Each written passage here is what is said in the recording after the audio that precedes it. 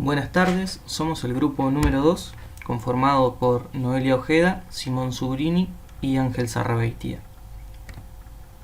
Vamos a presentar la señal impulso, su definición, propiedades y principales aplicaciones en el campo de la electrónica y las comunicaciones desde el punto de vista de señales y sistemas, ya que nos resulta práctica la descripción desde este campo. Puede decirse que la señal impulso se trata de la señal más básica de todas, a partir de la cual es posible construir o recomponer cualquier señal que se desee, tanto sobre un soporte de tiempo continuo como en un soporte de tiempo discreto. A esto se le llama propiedad de selección. La señal de impulso en tiempo discreto representa una función cuya amplitud es unitaria exclusivamente en el origen y es nula en cualquier otro caso, como puede verse en la ecuación que la caracteriza, en la parte superior derecha de la diapositiva y en la gráfica que la representa. Posee una estrecha relación con la señal escalón unitario. Como vemos, la señal impulso es la primera diferencia de la señal escalón y esta última puede ser representada como una sumatoria desde menos infinito a n de la señal impulso, es decir, la suma será 0 para n menor a 0 y 1 para n mayor o igual a 0. La señal impulso de tiempo continuo también tiene una estrecha relación con la señal escalón, la cual utilizaremos para definirla. Como vemos en la ecuación, análogamente a la señal de tiempo discreto, el escalón puede representarse como una integral entre menos infinito y t de la señal impulso, lo cual nos llevaría a concluir que la señal impulso es la derivada del escalón, pero esto es formalmente incorrecto, ya que esta última es discontinua en t igual 0. Para poder definir la señal impulso, redefinimos la señal escalón realizando una aproximación continua de la misma. Vemos que esta aproximación tiene una pequeña pendiente 1 sobre delta y una duración delta en su transición. Entonces, al definir la señal impulso como la derivada del escalón, obtenemos un pequeño impulso de amplitud 1 sobre delta y ancho delta, lo cual en el límite, cuando este delta tiende a 0, nos da la definición formal del impulso unitario de tiempo continuo. Como vemos, la definición formal de la señal impulso es el límite, cuando delta tiende a 0, de la derivada de la aproximación del escalón respecto del tiempo. Informalmente decimos que es una señal que tiene un impulso en t igual 0, de duración 0 y de área unitaria, por lo cual su amplitud es infinita. A continuación se detallan algunas de las características o propiedades que dan gran importancia al impulso. Estas son extender el concepto de derivada a funciones discontinuas, como hicimos para la función escalón, construir señales complejas como sumatoria de esta señal básica, escalada y desplazada, lo que se llama propiedad de selección, definir la respuesta de algunos sistemas a señales complejas a través de la respuesta a esta señal más básica, lo cual se desarrollará en diapositivas siguientes, representar condiciones iniciales de sistemas, por ejemplo la carga inicial de un capacitor, la corriente de carga inicial de un capacitor, transformar señales periódicas mediante la transformada de Fourier o de Laplace. Como sabemos, las transformadas de señales periódicas se componen de impulsos en distintos lugares del espectro. Y también el muestreo, la propiedad de extracción de muestras. Esta última propiedad merece ser vista con una mayor profundidad. Aquí tenemos la ecuación que describe a la propiedad de selección de muestras, de extracción de muestras, y nos dice que es posible extraer una muestra de la amplitud de cualquier señal en un determinado instante si se la multiplica por un impulso desplazado a ese mismo instante, lo cual es la base para la modulación. Un sistema es un conjunto de componentes que se vinculan con al menos uno de los demás componentes. En el caso particular de un sistema electrónico, podemos decir que es un conjunto de circuitos que interaccionan entre sí para manipular, interpretar y transformar señales eléctricas.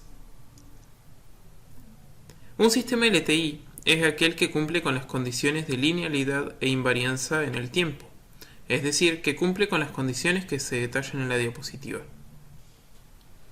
Para caracterizar un sistema LTI, basta con conocer su respuesta ante una señal básica a partir de la cual se pueda construir cualquier señal. Si utilizamos como señal básica a la señal impulso, podremos analizar y caracterizar al sistema en el dominio temporal. Si usamos a la señal exponencial compleja, lo podremos hacer en el dominio de la frecuencia. Conociendo la respuesta al impulso de un sistema, es posible predecir cómo será la salida de este cuando se ingrese a la entrada una señal, realizando el producto de convolución entre la señal de entrada y la respuesta al impulso. Cabe aclarar que un sistema queda completamente caracterizado por su respuesta al impulso.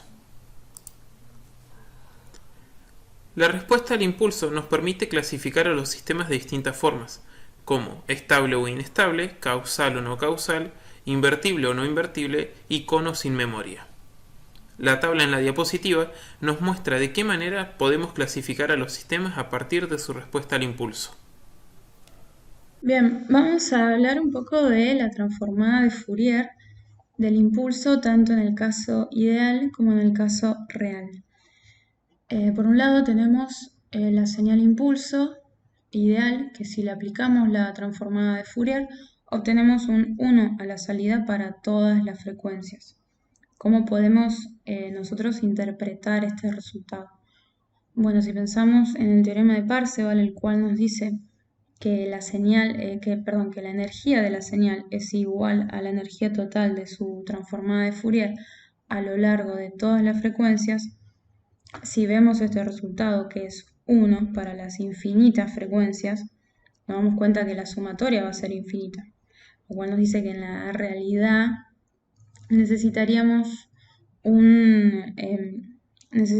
energía infinita para generar la señal de impulso, lo que es en sí físicamente imposible. Lo que es físicamente realizable son este tipo de impulsos, que generan un espectro de banda limitada. A mayor delta t que le damos a la señal, vamos a tener un espectro más angosto. Entonces, a partir de acá podemos también introducir el concepto de respuesta en frecuencia.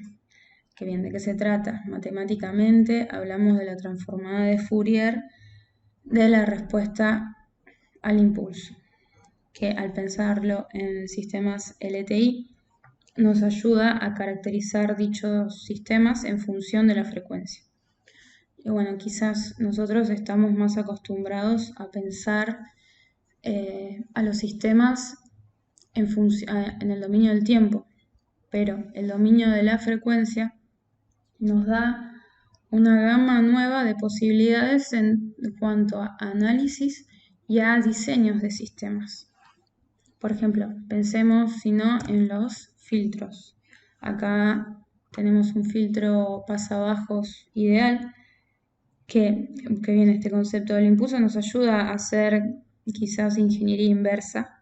Pensemos cómo queremos que se comporte nuestro sistema en las frecuencias y diseñamos a partir de ahí.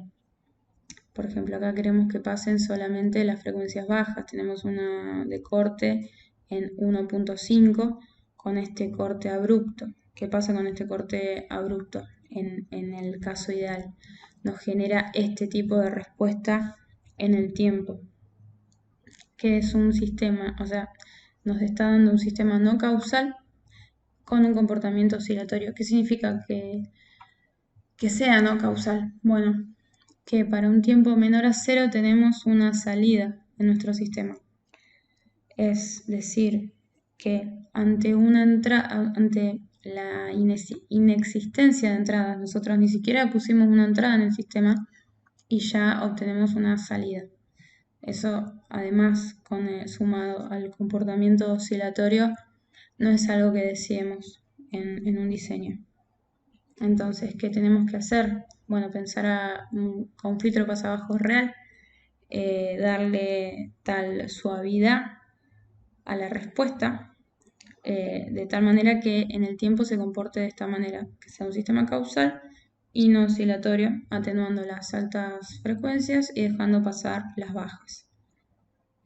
Un caso de este tipo es, por ejemplo, un circuito RC con este tipo de comportamiento en frecuencia. Si nosotros a la entrada del sistema tenemos un tren de pulsos con esta transformada, con este comportamiento en frecuencia, al pasarlo por el sistema obtenemos este tipo de salida. ¿Qué podemos hacer con esto? Bueno, es una forma de caracterizar al sistema. Podemos caracterizar su ancho de banda de esta manera, teniendo este tipo de señal y generando este tipo de salida. ¿Por qué? Porque acá vemos bien cómo el sistema atenuó las altas frecuencias y dejó pasar las bajas. Entonces, cerrar con esta idea, que podemos caracterizar el ancho de banda de un sistema a través de su respuesta a una señal como lo es un tren de pulsos periódico.